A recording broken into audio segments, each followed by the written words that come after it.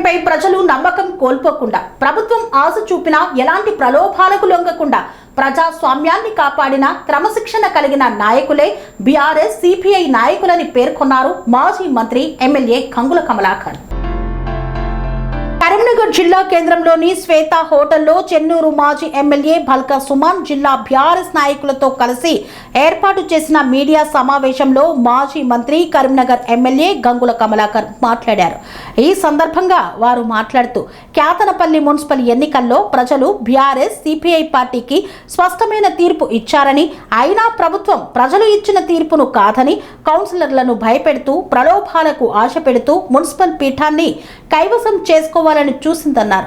ఇప్పటికైనా ప్రభుత్వం ఎన్నికల కమిషన్ అధికారులు స్పందించి ఎన్నిక జరపాలని ప్రభుత్వానికి సూచించారు. Kyathanapalli municipal chairman, vice chairman గా నియామకానికి బీఆర్ఎస్ సిపిఐ పార్టీలకు స్పష్టమైన మెజారిటీ ఉందన్నారు. భల్కా సుమన్ మాట్లాడుతూ ప్రజా పాలన కాదిది, పాపపు పాలన అని ప్రభుత్వాన్ని విమర్శించారు. చరిత్రలోనే స్పష్టమైన ప్రజా తీర్పు వచ్చినా కూడా క్యాతనపల్లి మున్సిపల్ చైర్మన్ పీఠం దక్కించుకోవడం కోసం ప్రభుత్వంతో పాటు జిల్లా మంత్రి వివేక్ ఎన్నో కుట్రలు చేశారని, గెలిచిన అభ్యర్థులను భయభ్రాంతులకు గురి చేస్తూ గూండాగిరి చేశారని, దీన్ని అడ్డుకునే ప్రయత్నం చేయగా పోలీస్ బలంతో అధికారాన్ని అడ్డుపెట్టుకుని నాతో పాటు మా వాళ్లను జైలు పాలు చేసిన విషయం ప్రజలందరికీ తెలుసన్నారు. కాంగ్రెస్ పార్టీ ప్రభుత్వం రాష్ట్రంలో చేస్తున్న గూండాగిరి, దాదాగిరి బంద్ చేయాలన్నారు. ఎన్నికలప్పుడు ప్రజలకు ఏ హామీలు ఇచ్చిందో వాటి అమలుకు కృషి చేయాలని సూచించారు. ప్రస్తుత పరిస్థితుల్లో ప్రజా తీర్పు ప్రభుత్వానికి అనుకూలంగా లేవన్నారు. రాబో రోజుల్లో ఎమ్మెల్యే, ఎంపీ ఎన్నికల్లో సింగిల్ డిజిట్కే కాంగ్రెస్ పార్టీ పరిమితమవుతుందన్నారు. డిపాజిట్లు కూడా రావని విమర్శించారు. మేము బీఆర్ఎస్ అధికారంలో ఉన్నప్పుడు పంచాయతీ ఎన్నికల్లో 96% పంచాయతీలను గెలుచుకున్నామని, మున్సిపల్ ఎన్నికల్లో 98%, కార్పొరేషన్ ఎన్నికల్లో అయితే క్లీన్ స్వీప్ చేశామని గుర్తు చేశారు. కానీ ప్రభుత్వం అధికారంలో ఉన్న కాంగ్రెస్ పార్టీకి పంచాయతీ ఎన్నికల్లో 38%, మున్సిపల్ ఎన్నికల్లో 56% రావడం ప్రజల్లో ప్రభుత్వంపై వ్యతిరేకతకు నిదర్శనమన్నారు. 420 హామీలు బోగస్ అయ్యాయని మండిపడ్డారు.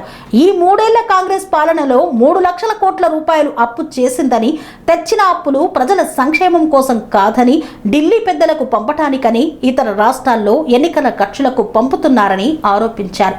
ఫ్యూచర్ లేని ఫ్యూచర్ సిటీ పేరుతో మూసీ ప్రాజెక్టు పేరిట 1,50,000 కోట్ల రూపాయలను బుక్కపెట్టడానికి రేవంత్ రెడ్డి ఈ ప్రాజెక్టు చేపడుతున్నారని ఆరోపించారు. ఈ కార్యక్రమంలో మాజీ మంత్రి కరీంనగర్ ఎమ్మెల్యే గంగుల కమలాకర్ తో పాటు మాజీ ఎంపీ భల్కా సుమన్, మాజీ ఎమ్మెల్సీ నారదాసు లక్ష్మణరావు, మాజీ ఎమ్మెల్యే సుంకె రవిశంకర్, మాజీ మేయర్ సర్దార్ రవీందర్ సింగ్, పార్టీ జిల్లా అధ్యక్షులు జీవి రామకృష్ణారావు, నగర అధ్యక్షులు చల్లా హరిశంకర్ తదితరులు పాల్గొన్నారు. ప్రజాస్వామ్యాన్ని కాపాడిన వారు ఈరోజు క్యాతన్పల్లి మున్సిపల్ కౌన్సిలర్లు. 51 రోజు ప్రభుత్వ బెదిరింపులు కూడా పట్టించుకోకుండా మేమందరం కూడా ప్రజాస్వామ్యాన్ని కాపాడుతాం. ప్రజలు మాకు బీఆర్ఎస్ పార్టీకి సిపిఐకి ఓట్లేసారు కాబట్టి ప్రజల నమ్మకాన్ని మేము వమ్ము చేయకుండా వేరే పార్టీకి పిలిచినోడు పోమని చెప్పేసి ఈరోజు ప్రజాస్వామ్యాన్ని, ప్రజల తీర్పును కాపాడింది క్యాతనపల్లి మున్సిపల్ కౌన్సిలర్ మా 10 మంది టీఆర్ఎస్, 4 సిపిఐ వారికి మనస్ఫూర్తిగా మేము వారికి అభినందన తెలియజేసుకుంటున్నాను. పట్టుదలతోటి ఇన్ని వాళ్ళు ప్రలోభాలు పెట్టినవడం లొంగకుండా నిఖార్సుగా ఉన్న వ్యక్తులు ఈరోజు మా యొక్క సిపిఐ మరియు మా బీఆర్ఎస్ పార్టీ కౌన్సిలర్లు. ఇది మా క్రమశిక్షణ మార్పు. సో ఇప్పటికైనా మేము ఈ యొక్క కాంగ్రెస్ ప్రభుత్వానికి, ముఖ్యంగా వివేక్ మంత్రి గారికి కూడా మేము రిక్వెస్ట్ చేస్తున్నాం, ప్రజాస్వామ్యాన్ని కాపాడండి. ఈరోజు మా కౌన్సిలర్లు ప్రజా తీర్పుకు అనుగుణంగా నడుచుకున్నారు కాబట్టి మీరు కూడా ప్రజల తీర్పు గౌరవించండి. చాలా చోట్ల కూడా మేము వదులుకున్నాం. అదే చెన్నూరులో కూడా మేము పట్టుబట్టి మేము గుంజుకొని రాలే. అక్కడ ప్రజల తీర్పును గౌరవించినాం కాబట్టి చెన్నూరు మున్సిపాలిటీ క్లియర్గా మేము ఇక్కడ డిస్టర్బ్ చేయకుండా కాంగ్రెస్ పార్టీకి ఓట్లు పడ్డాయి కాబట్టి కాంగ్రెస్ పార్టీ చేసినాం. అలాగే ఇక్కడ కూడా క్యాతనపల్లి మున్సిపాలిటీ ప్రజల తీర్పుకు అనుగుణంగా మీరు నడుచుకోండి. ఇప్పటికైనా పోలీస్ బందోబస్తు పెట్టి డిస్టర్బ్ చేస్తా అంటే ఇక అంతకన్నా దుర్మార్గంగా మీరు ఉండే పరిస్థితి లేదు.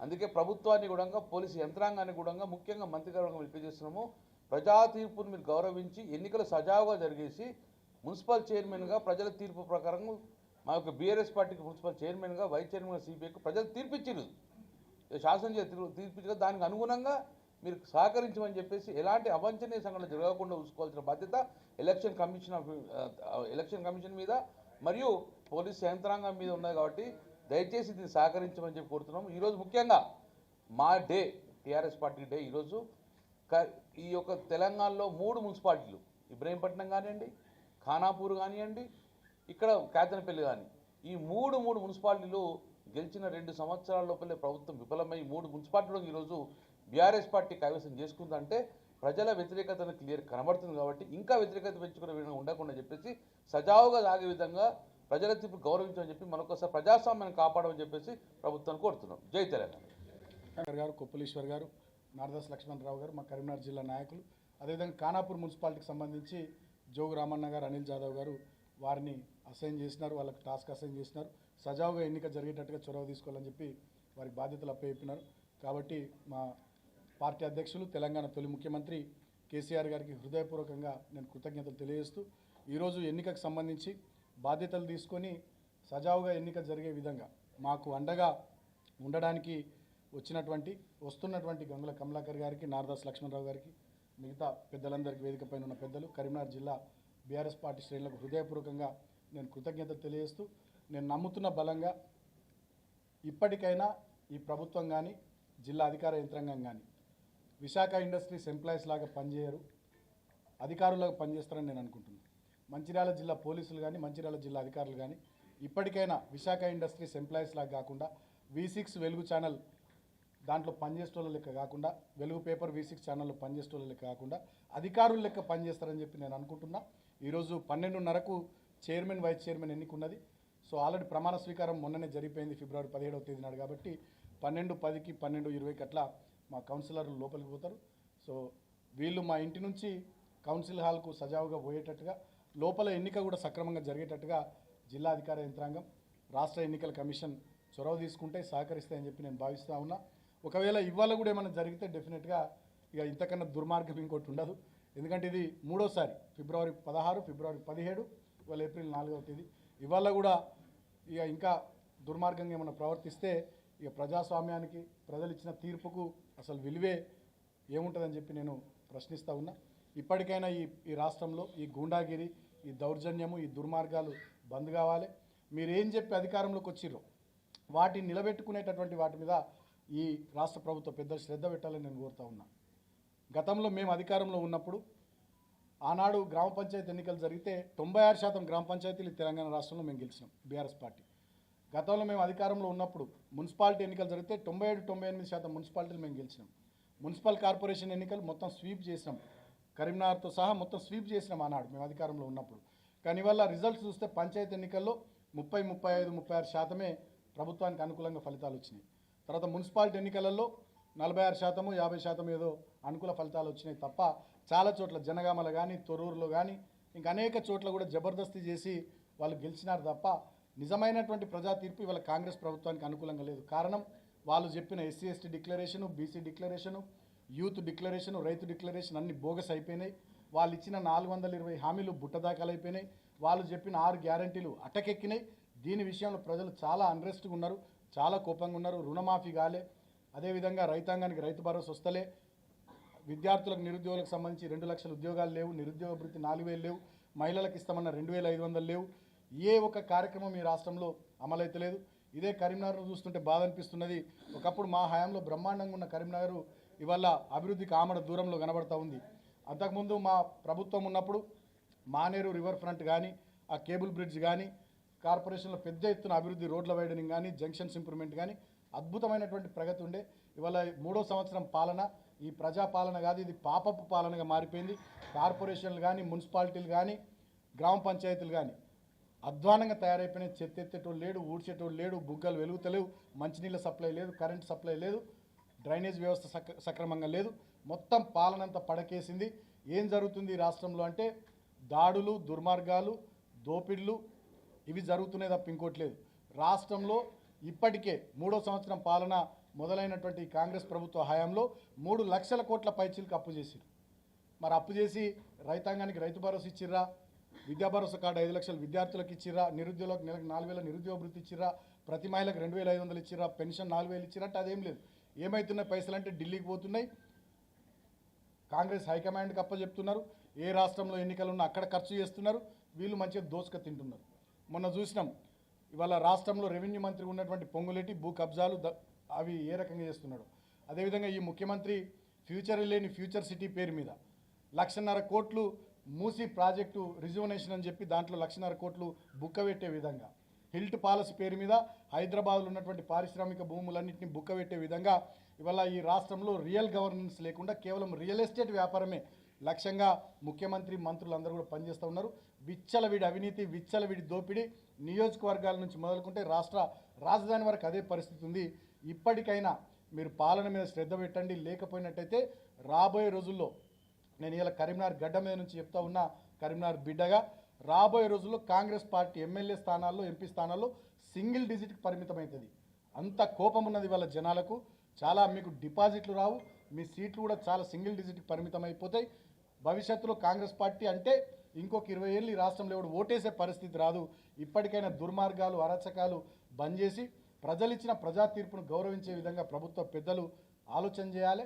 ప్రజలకు ఇచ్చినటువంటి హామీలను నిలబెట్టుకునే విధంగా పనిచేయాలి తప్ప ఇతరత్ర ఇక అధికారం ఉంది కదా, పోలీసులు ఉన్నారు కదా అని చెప్పి ఎట్లా పడితే అట్లా ప్రవర్తిస్తే ప్రజలు ఖచ్చితంగా కర్రు కాల్చి సందర్భం వచ్చినప్పుడు వాత పెడతారని చెప్పి కూడా నేను కాంగ్రెస్ ప్రభుత్వ పెద్దల్ని హెచ్చరిస్తూ, మరి ఈరోజు మా 14 మంది కౌన్సిలర్లు 51వ రోజు కుటుంబాలకు దూరంగా, ఊరికి దూరంగా ఉండి ప్రజలు ఇచ్చిన తీర్పును నిలబెట్టి ప్రజాస్వామ్యాన్ని మళ్ళొక్కసారి ఆకాశమంతా ప్రజాస్వామ్యం ఔన్నత్యాన్ని ఎలుగెత్తి చాటిన మా కౌన్సిలర్లకు హృదయపూర్వకంగా కృతజ్ఞతలు తెలియజేస్తూ, ముఖ్యంగా సిపిఐ పార్టీ, కాంగ్రెస్ పార్టీ వాళ్ళు ఎన్ని ఆఫర్లు ఇచ్చినా, ఎంత మాట్లాడినా, ప్రభుత్వ పెద్దలు కానీ కాంగ్రెస్ హైకమాండ్ మాట్లాడినా కూడా లేదు మేము కేతన్పల్లి మున్సిపాలిటీలో బీఆర్ఎస్తో పొత్తు పెట్టుకున్నాం, పొత్తు ధర్మాన్ని పాటిస్తూ బీఆర్ఎస్తోనే కలిసి చైర్మన్, వైస్ చైర్మన్ ఎన్నిక సజావుగా జరిగేటట్టుగా మేము చొరవ తీసుకుంటామని చెప్పిన సిపిఐ పార్టీ అగ్రనాయకత్వం కానీ, మా మంచిర్యాల జిల్లా నాయకత్వం కానీ, మా కేతన్పల్లి మున్సిపాలిటీ నాయకత్వం, ముఖ్యంగా అక్కడ కలవేన శంకర్ గారు కానీ, ఏఐటీసీ రాష్ట్ర అధ్యక్షులు సీతారామయ్య గారు కానీ,